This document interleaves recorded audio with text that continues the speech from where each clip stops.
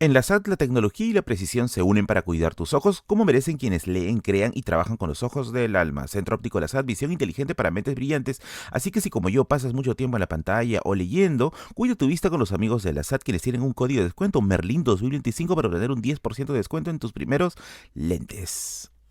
Muebles Andina, el mueble que necesitas está aquí, está al alcance de tus manos.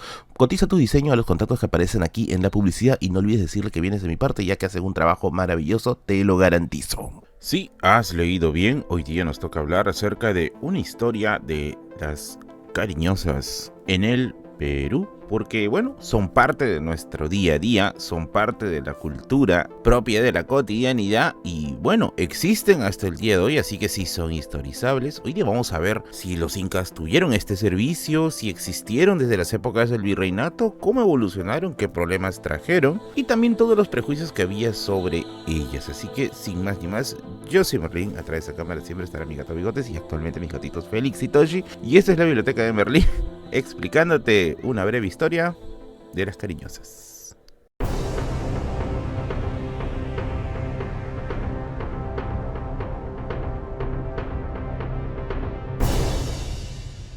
Vamos primero con la siguiente fuente. Guía secreta, Barrios Rojos y Casas de, ya saben qué, en Lima, de Roberto Prieto Sánchez, que reúne una serie de artículos con respecto al tema que vamos a tratar el día de hoy.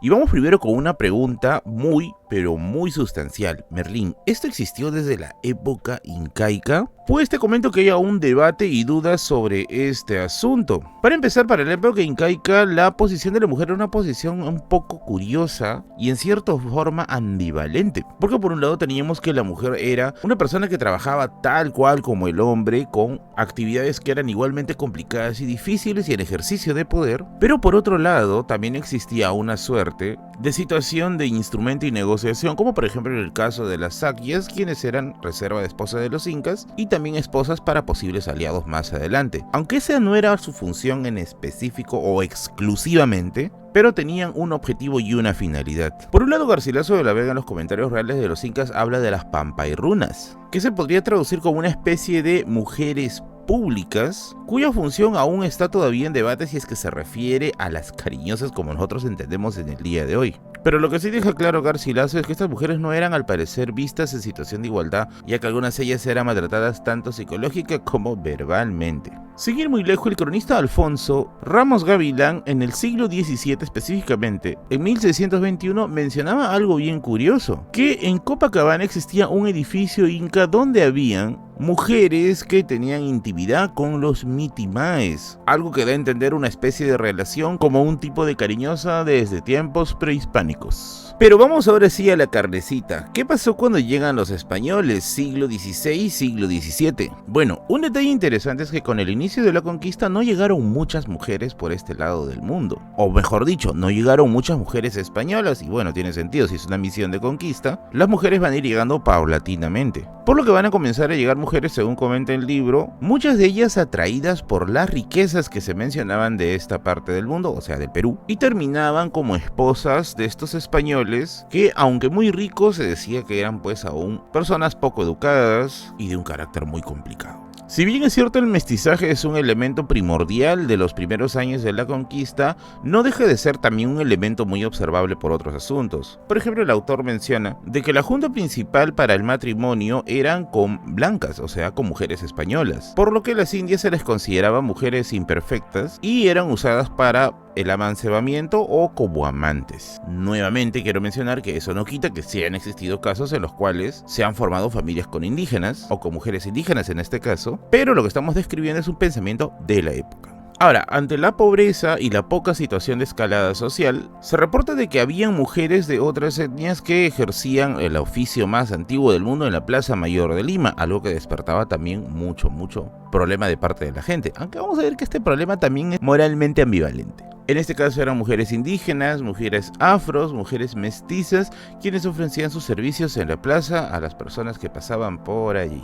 Ahora, también estaban algunos casos de mujeres españolas y criollas, aunque era mucho menor, pero se trataba de casos de mujeres empobrecidas, quienes antes de caer en el servicio de ser sirvientas, pues preferían ejercer esta labor. Ahora, como yo te dije en un inicio, estaba la Plaza Mayor como una suerte de punto de encuentro para esta situación, pero poco a poco la situación también se fue expandiendo hacia otros lados. Un caso que se reporta, por ejemplo, es el caso del Callao. Y también se encuentra el barrio de San Lázaro. Y tú te preguntarás, oye, pero Merlín, ¿por qué San Lázaro? Pues por una razón. Era uno de los barrios pobres de Lima y en la que se concentraban personas marginadas, ya sea por su salud, por su etnia, etc. Para 1670 ya la cosa era un poco alarmante. Si bien es cierto, Lima era un tanto cucufata, pero también era bien descarada porque muchos hombres que se azotaban el cuerpo en nombre de Dios, por debajo también consumían este tipo de servicios, como vamos a ver más adelante. Es por ello que para 1670 el virrey, conocido como el Conde de Lemos, va a fundar una casa de recogimiento de las amparadas de la Concepción para encauzar la vida de estas mujeres hacia algo mejor. Pero como ya te imaginarás, la demanda era fuerte y el oficio continuó. Y así llegamos al siglo XIX, llegó la independencia del Perú, una serie de cambios que van a estar enfocados en una visión liberal, pero como ya sabrás también por historia del Perú, el cambio de la independencia es más político que estructural y cultural, por lo que el oficio de las cariñosas siguió aumentando.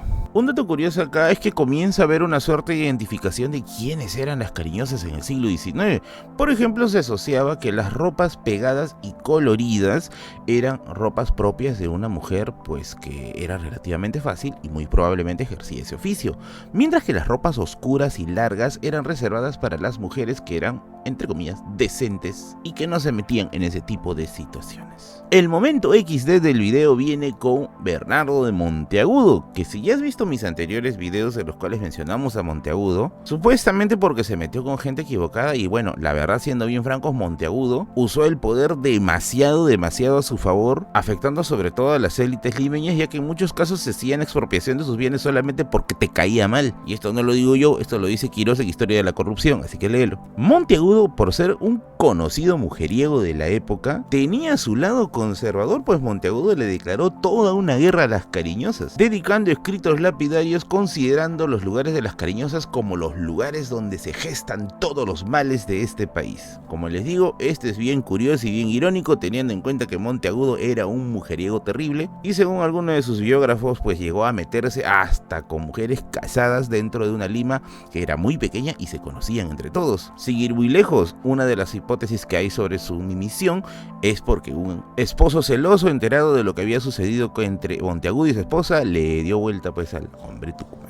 Y quien también debería darse una vuelta eres tú por este canal, suscribiéndote, ayudándome con un comentario para que el algoritmo nos recomiende y dejando tu like obviamente. Y si te sobran unas moneditas puedes unirte a la sección de miembros del canal, que tengo contenido desde 5 soles al mes. Sí, amiguito, por 5 soles al mes te vas a llevar contenido exclusivo, no stickers, no emojis, sino entrevistas que le hago a historiadores y streams exclusivos en las que hablamos de varios temas de historia del Perú o del mundo. Y si te sobran 15 luquitas, pues puedes entrar a Radio Misterio, en el que hablamos acerca de criaturas fantásticas del Perú, muquis, jarjachas, condenados, etc. Todo desde una perspectiva de las ciencias sociales, por lo que hay libros que voy a estar mostrando y recomendando para ustedes en ese tipo de contenido. Así que revisa la programación, únete a la sección de miembros y de paso apoyas este canal para que siga creciendo y siga sacando videos de historia todas las semanas para ti, porque sí, ya son 5 años de sacar videos de historia todos los días jueves. Ahora sí, volvemos a la programación. Pese a la rabieta de Monteagudo, eso no evitó que los lugares donde se concentraban las cariñosas aumenten, en este caso expandiéndose a lugares como la Calle de las Maravillas, 5 Esquinas, Malambo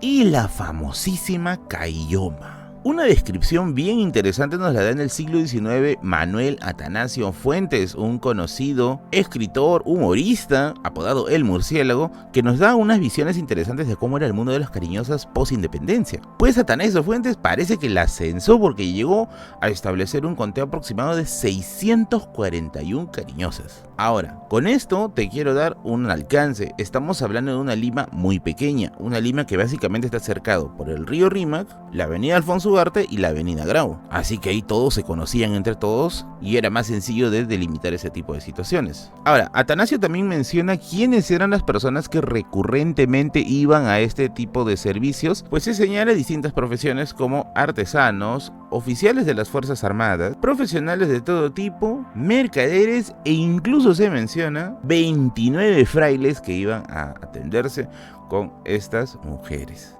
Y tú dirás, Merlín, 29 frailes, ¿de qué estamos hablando? Estamos hablando de gente vinculada a la Iglesia Católica. Ahora, Dávalos Lizón, que también hizo un estudio acerca de las cariñosas en Lima en el siglo XIX, comenta otros detalles interesantes, como que estas mujeres no eran mujeres entregadas al pecado y ya, sino que eran mujeres que eran profundamente religiosas y profundamente católicas, al punto de que tenían santos en sus casas, lámparas dedicadas al ejercicio de la religión y se confesaban. Por lo que hay una relación bien curiosa entre estas mujeres que eran mal vistas por algunas instituciones y su devoción completa hacia la religión. Ahora, aparte de que las cariñosas estaban en estos lugares que te mencioné, también iban a buscar clientes. ¿Dónde estaban sus potenciales lugares de búsqueda? Pues en los tranvías, en los teatros y sobre todo en las corridas de toros. Ahora, esto obviamente va a tener consecuencias y una de las consecuencias más fuertes es la proliferación de enfermedades venéreas. Para inicio del siglo XX, los contagios de enfermedades venéreas se habían disparado. En 1916 se contaron 6.930 casos de enfermedades venéreas resultado del contacto entre la población y las cariñosas. Y se intentó hacer toda una campaña con respecto a poderse proteger frente a estas situaciones, pero la preocupación de la gente era más moral que médica. Estas campañas, por ejemplo, estuvieron a manos de personas como Manuel Muñiz y Pedro Muñiz, quienes eran hermanos, que desde el siglo XIX estaban impulsando este tipo de cuidados, y para inicio del siglo XX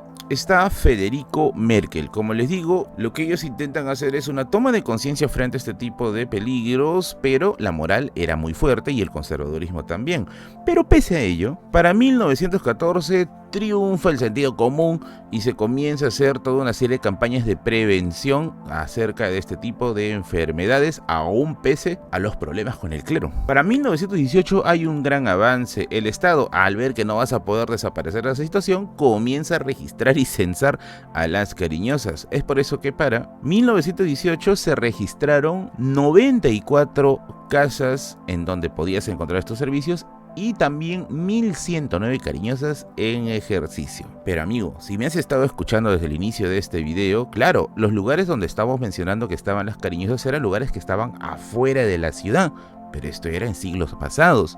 Ya para el siglo XX, estos lugares eran lugares densamente poblados. Eso significa que las casas donde estaban las cariñosas estaban ya cerca de colegios y monasterios y conventos, por lo que ya no eran bien vistos para que continúen esos lugares, por lo que se hace una gran reforma. Y en los años 30 se mueve todos estos servicios a un lugar que yo estoy muy seguro que has escuchado de mi tío Marco Aurelio, era caserito de ese lugar. El famoso lugar conocido como Huatica en La Victoria.